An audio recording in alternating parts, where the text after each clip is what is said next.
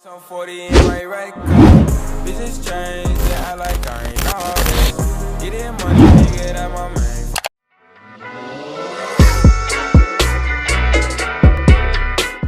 What's up, you guys, and welcome back to my channel. It's been a while since I've done like an instructional full-on workout video where I go into depth about form and stuff, and it's also been my first time ever since I've actually posted one of those that wasn't a leg day. I'm sorry, I'm a sucker for booty gains. I love leg day. It's my favorite day to train, but I thought it would be fun and interesting and helpful for you guys to see kind of what a full-on pull day looks like for me, targeting back and biceps, and just going over some of the form tips that I have for you guys. So, with all that being said, I hope you enjoy the workout. Don't forget to like and subscribe if you enjoy the video. And yeah, happy lifting. I have been starting off pretty much every single upper body workout with about 8 to 15 minutes of jump rope just in the beginning to help to get warmed up. It gets my heart rate up really quickly, which I really love, and it's also just so fun for me to work on footwork and my athleticism and stuff, and I just love coming up with different foot combos. So if you don't have a jump rope, definitely recommend spending like $5, getting one. It really helps my footwork and athleticism so much, and again, it just gets my heart rate up really fast. And the other thing I want to say is that I've been training my push day, so back and biceps. I always say push, I mean pull day, once per week right now. I was doing it twice per week, but now I'm doing it once per week. And I don't do the same exact workout every single time, but I do like similar movement patterns and exercises so that I'm still able to apply progressive overload and still get stronger and build muscle.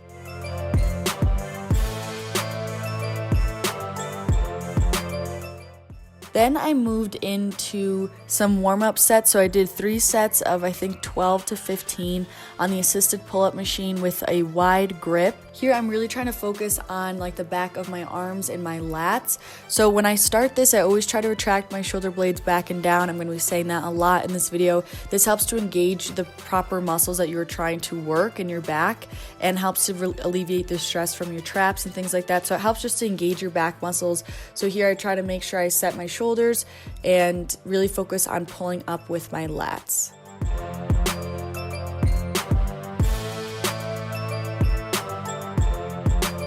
Then I moved into a bent over narrow grip row. So here, this is going to target more of your middle back, I would say.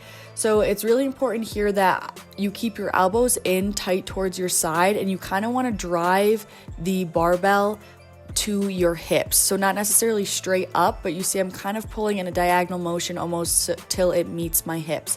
So again, my elbows are tucked nice into my sides. And when I began the movement, as you saw, I retracted my shoulder blades back and down again to engage my back and alleviate the stress from my traps. So here you want to try to eliminate momentum and really focus on just pulling up with your back and using your arms as hooks for the weight. It's also really important to keep a nice flat neutral spine. Any curving or arching in your back can really lead to some injury. So we want to prevent that and just pretend like there's a board on your back to keep it nice and flat. Then similarly to that, it's another bent over row, but kind of a variation. This is with a wide grip. So here's going to target more of the back of your arms and your upper back and your rear delt, so the back of your shoulders. So the same exact pointers apply here. Nice flat back, but except for here, you're kind of pulling it up to your chest bone, almost like in line with my nipples is how I think about it.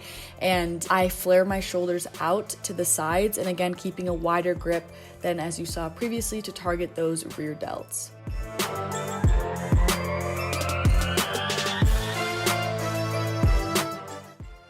Next is some good old chin-ups. So I've been working on these for a few months now, and full transparency, I was able to hit my goal of 10. I had like 10 and a half. I was close to 12, but now I'm decently deep in my cut. I'm about like 4 to 6 weeks in, so I definitely have been starting to see some strength loss. I've been trying to hold on to it as much as I can, but so here I did 3 sets all until failure. The first one I got 9, I believe. I might have gotten a sloppy 10th. Then I did a set of 6 and then a set of 4, I believe, after this. And same thing applies here. Whenever I start, I try to retract my shoulder blades back and down again. As you'll see, sometimes throughout my set, I will try to reset to engage my lats again, but that again helps to engage my back and prevents my shoulders from kind of sinking up into my ears.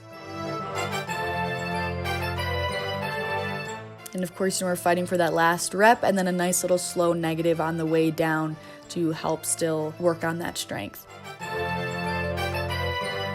So then these, I've been absolutely loving these. So these are awesome for your rear delts and again, kind of your upper back, kind of hitting that same zone as that wide grip bent over row was. So here, same thing, setting up shoulders back and down. And again, just like that wide grip bent over row, you want to keep your elbows out. Anything that are keeping your elbows out to the side and flaring them out, that's most likely going to be hitting more of your rear delt. Anything where your elbow is tight to your side is going to be hitting more of your lat and that type of area. So here, pulling nice and wide out to the side, getting a nice thorough contraction in my rear delts, going nice and slow and controlled, and kind of pausing just for a little half a second at the end to make sure I'm getting a thorough contraction. Now this is on the lat pull down machine, but I just popped on 2 handles instead of that big bar that's usually there.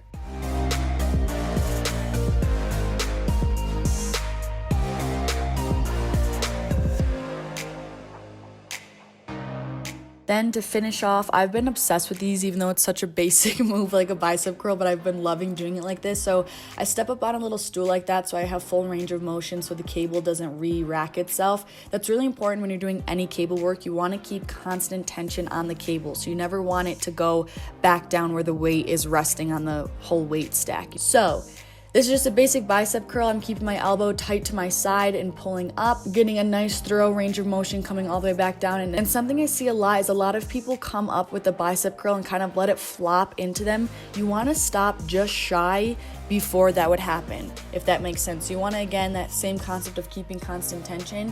You want to stop right at the peak contraction instead of keeping going further where like your arm would be even closer to your shoulder. That's going to lose the tension of the weight. So as you can tell, I kind of have a sweet spot where I stop rather than coming all the way up where my arm would flop into my chest. So I use the same principle here as well, retract my shoulder blades back and down. It really just helps to isolate that the muscle you're trying to work instead of having your traps and shoulders compromise and have your shoulders come up to your ear.